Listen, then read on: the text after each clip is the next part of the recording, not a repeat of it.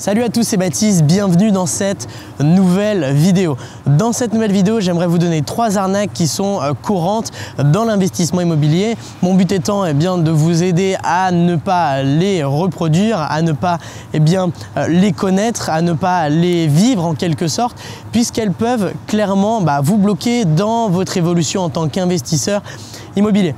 Alors avant toute chose, abonnez-vous à la chaîne YouTube si ce n'est pas déjà fait, cliquez sur la petite cloche à côté du bouton s'abonner pour recevoir une notification à chaque nouvelle publication. Et puis on va commencer tout de suite à parler de ces 3 arnaques. Alors peut-être que vous voulez investir dans l'immobilier locatif à l'heure actuelle et que vous ne savez pas forcément comment vous y prendre. Vous avez peur de vous tromper et de vivre en quelque sorte une arnaque, ce qui est quand même assez courant dans l'investissement locatif, ça je peux vous l'assurer. Alors la première grosse arnaque qui est très courante dans l'investissement immobilier, ce sont les programmes neufs et plus particulièrement je pense à un programme neuf qui n'est autre que la loi Pinel. Alors la loi Pinel, c'est à mon sens une des plus grosses arnaques du 21e siècle, puisqu'en fait elle vous promet une défiscalisation qui est en quelque sorte fausse. Elle est faussée, c'est vraiment une très grosse arnaque présente dans l'investissement immobilier. Alors comment ça marche la loi Pinel? Ce sont des biens qui sont fortement surévalués car ils sont neufs et en fait vous allez devoir les louer avec un loyer qui est plafonné et cela pendant un minimum de 6 ans alors que le bien n'est plus reconnu comme neuf au bout de 5 ans. Donc vous allez encaisser une moins-value importante, vous devez louer avec un loyer qui est plafonné pendant 6 ans. Donc c'est assez problématique puisqu'au final, ce sont des biens qui ne s'autofinancent pas, ce sont des biens qui ne génèrent pas de cash flow, vous avez des mensualités importantes durant au minimum une dizaine d'années et pour vous sortir de ce type d'investissement, c'est très difficile même. Très difficile. Donc voilà, ce que je vous recommande, c'est vraiment de ne pas faire de programme neuf. Voilà, l'ancien, c'est clairement moins sexy.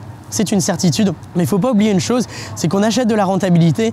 Alors voilà, moi je loue des biens qui sont très propres, j'ai 4 colocations, elles sont très propres au final, elles répondent aux besoins qu'ont les étudiants qui vivent dedans, mais ce n'est pas neuf, c'est de l'ancien que j'ai éventuellement retapé et au final, le fait que ce soit neuf, c'est peut-être plus pour flatter votre ego qu'autre chose. Et voilà, le fait de se dire je veux payer un minimum d'impôts, c'est bien, mais je préfère payer plus d'impôts en gagnant plus d'argent que de payer moins d'impôts en gagnant beaucoup moins d'argent, en gagnant d'ailleurs pas souvent parce qu'au final vous allez devoir ajouter de votre poche et cela chaque mois pour pouvoir compenser le paiement des charges, le paiement du crédit et sur le long terme vous allez pouvoir faire 1 ou 2 opérations comme ça si vous gagnez bien votre vie et ça s'arrête là. Alors qu'avec l'investissement immobilier locatif dans l'ancien, ça va vous permettre de partir de zéro avec un salaire de 1200 1300 euros. Donc voilà, sur des biens peut-être un peu moins sexy, vous pourrez peut-être moins vous en vanter, mais d'un autre côté ça va vous faire gagner de l'argent et vous aider à atteindre vos objectifs financiers. La deuxième arnaque présente dans l'investissement immobilier et qui est assez courante, c'est tout simplement d'avoir des biens qui ont une rentabilité affichée, par exemple de 12% directement sur le papier et qui au final ne reflètent pas vraiment la réalité. Et pourquoi je vous dis ça? C'est tout simplement parce que certains propriétaires d'appartements par exemple vont mettre un locataire qui fait partie de leur famille avec un loyer qui est fortement surélevé.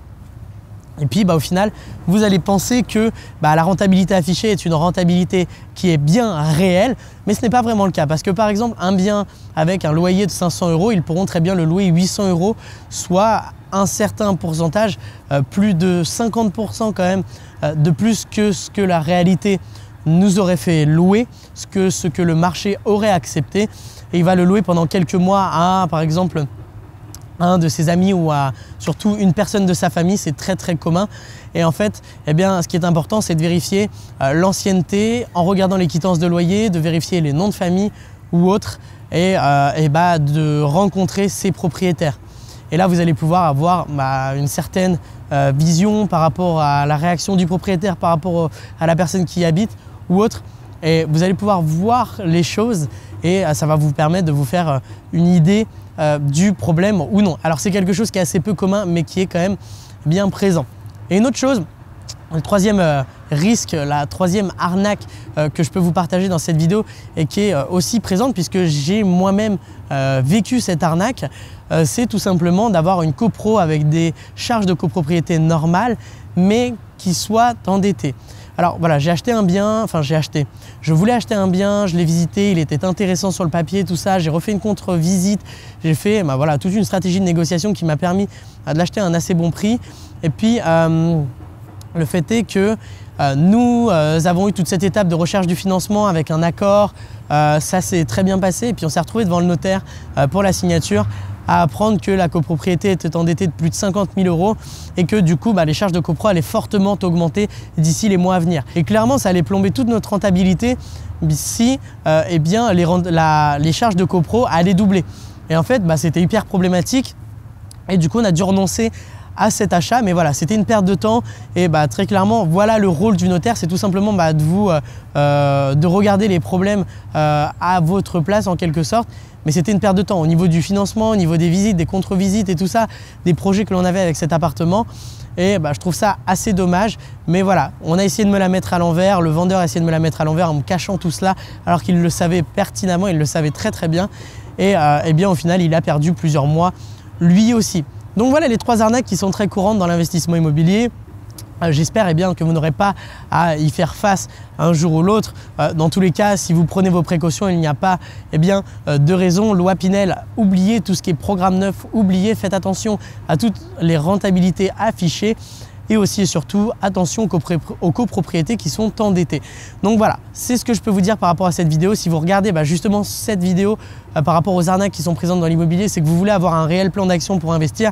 Et c'est pour ça là que je vous offre une conférence en ligne 100% offerte justement, qui va vous expliquer comment investir dans l'immobilier rentable, comment obtenir un financement en meilleures conditions et comment j'ai fait pour acheter 4 appartements pour mes parents financés à 110%, qui génèrent 5 000 € de loyer pour 2 000 € d'excédent, plus de 400 000 € de patrimoine autofinancé pour un peu plus de 100 000 € de plus-value, et cela en espace d'un an. Donc je vous partage toutes mes stratégies dans cette conférence, c'est dans la description, vous mettez votre prénom, votre adresse mail, vous choisissez un créneau et je me ferai un plaisir de vous apprendre comment investir dans l'immobilier rentable, de vous expliquer tout cela, un réel plan d'action en tout cas, c'est le principal.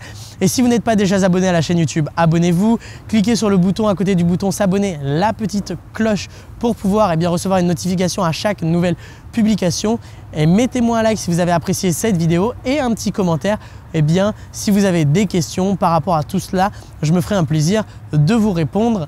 Et sur ce, je vous dis à tout de suite dans la conférence ou à très vite durant une autre prochaine vidéo YouTube. Ciao, ciao!